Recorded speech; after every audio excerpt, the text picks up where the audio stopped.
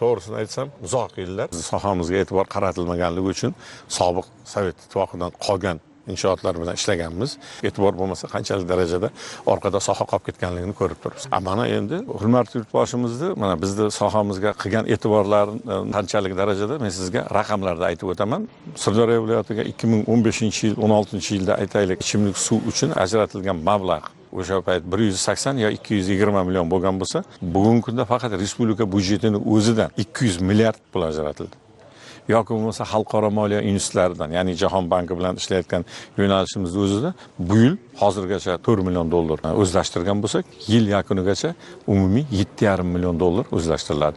Ana endi 2015-yildagi e'tibor bilan 2025-yildagi e'tiborni ko'ryapsizmi?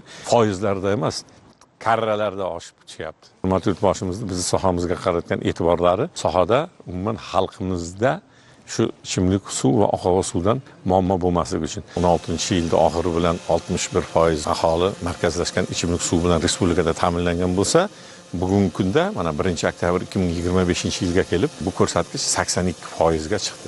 Agarda mazkur bizning sohamizga hurmatli yurtboshimizning e'tibori bo'lmaganda yoki bo'lmasa biz sohamiz shunday aytgan summalarimiz darajasida mablag' ajratib kelganda bugungi ahvolimiz bilasizmi? Nima bo'lardi?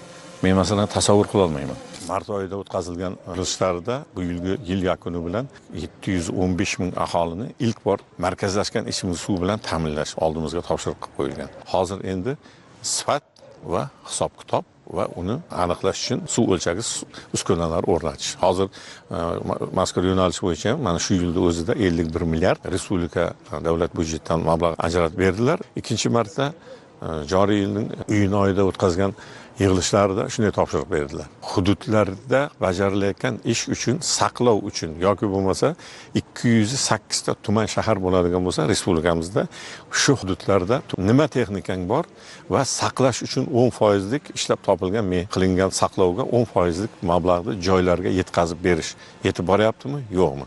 Aytaylik, biz yurtboshimizni aynan aniq berilgan topshiriqlar bo'yicha gapiradigan bo'lsam, 208 ta tuman shaharimizni, hatto anklav tuman sanaladigan Farg'ona viloyatining So'x tumani, So'x tumaniga ham biz minimum darajamiz nima bo'lishi kerak deb sanaymiz. O'zini ekskavatori bo'lishi kerak. Mana bu avariya xizmat ko'rsatish mashinasi yoki bo'lmasa mana ekskavatorlari, bulardan olyapmiz. Minimum bitta tumanda 5 ta texnikasi bo'lishi kerak degan oldimizga biz topshiriq olganmiz. Shiorimiz shu. Yurtboshimizning topshiriqlarini Farg'ona viloyatining So'x tumanigacha yetkazib bordik. Yoki bo'lmasa Qoraqalpog'iston Respublikasining Mo'ynoq tumanida, yoki bo'lmasa Surxondaryo viloyatining Boysun tumanida eng uzoq hududlargacha texnika bilan ta'minlash bo'yicha maksimum programma qilganmiz.